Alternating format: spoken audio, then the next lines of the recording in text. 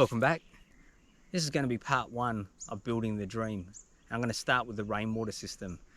The first question you might be asking is, why collect rainwater in the first place?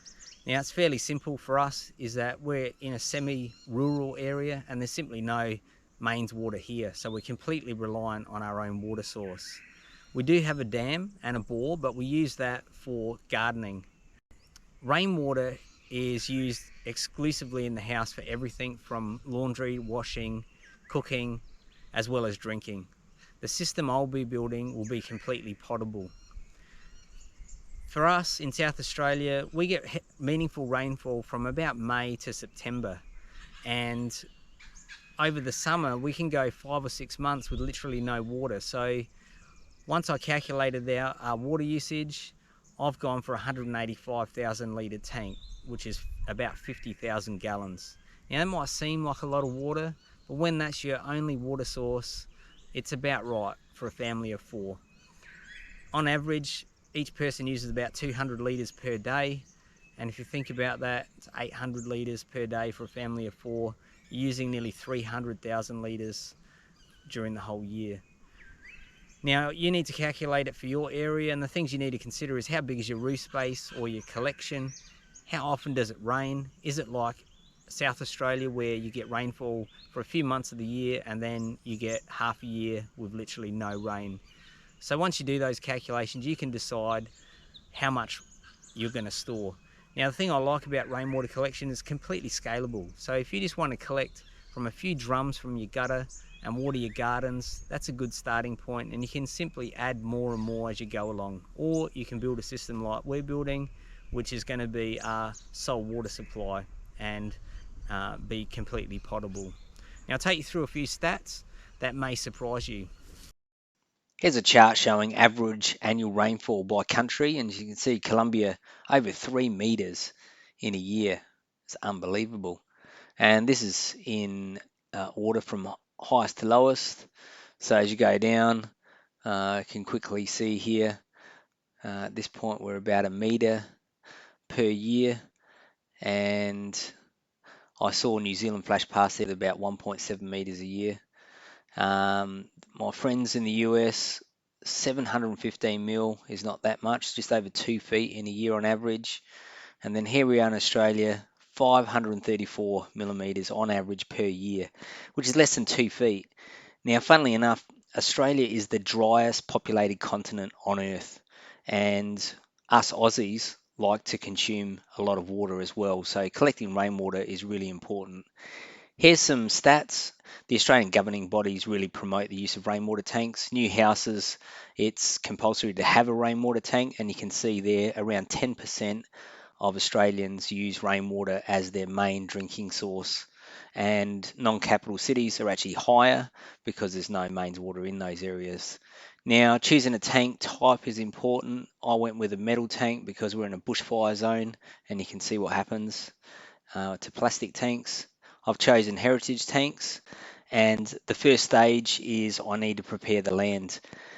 I need to get power out to the paddock I want to put it in. I need to do a heap of trenching. I need to cut. This is where it's going to go on this hillside, so I need to cut. So you can cut and fill or just cut, and I'm just going to cut because I want it to be as low as possible. So I start trenching, and I probably had to trench over 200 meters, and so I had to put power out there because eventually I need to build a pump shed. There's some blue line, which is for a water supply for some animals that we're going to put in a paddock in the future. There's a power conduit in there, and wherever I've had power, I've obviously marked with marker tape.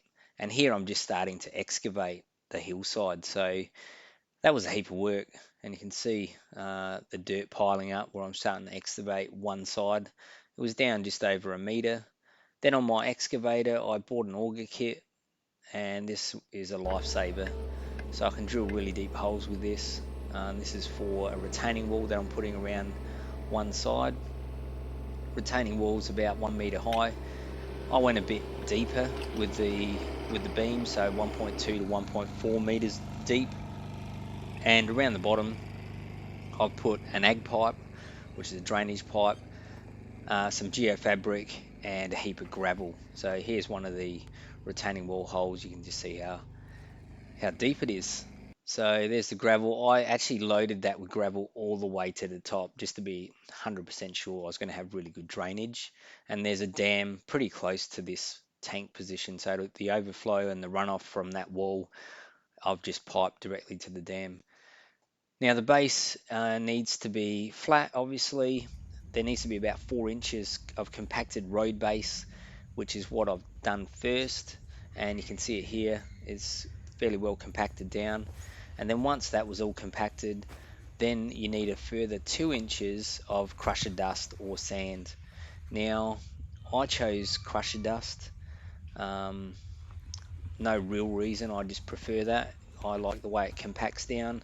It's a lot finer, and the reason for that is to protect the liner. So these metal tanks are essentially a shell around the outside, and the liner just sits straight on top of this ground. That gets compacted down as well, and then I smooth it out, and I'm getting it actually ready for the tank install. The compactor is pretty easy. It literally pushes itself along. You just got to guide it a little bit, and you just don't want the ground too wet because it does get bogged down if you don't have the moisture level right. And you can see here it's just doing its own thing. Here it is, all prepped and ready for the tank. It's nice and flat. I used a laser level. I got it within about 5 millimeters. The size of that tank is 12 meters, so I need the pad to be 12 meters. I've got a heap of road base here because I had to make a roadway out to this paddock, and you can see roughly the scale of it. So that road would be at least 150 meters long down to that tank. Given I'm transferring water from a smaller tank out here, this position worked well for me. If it's out the way, I'll build a separate pump shed at some point once I get my workshop underway, and pump water back to the house from here. So there it is. The retaining wall come up really good. I just put a small angle around each one. They were 2 meters wide each sleeper, so it allowed me to have a number of turns to create a nice circle. There's a bit of messing about because I had to be quite accurate to fit in there properly, and you can just see how they lock in so well.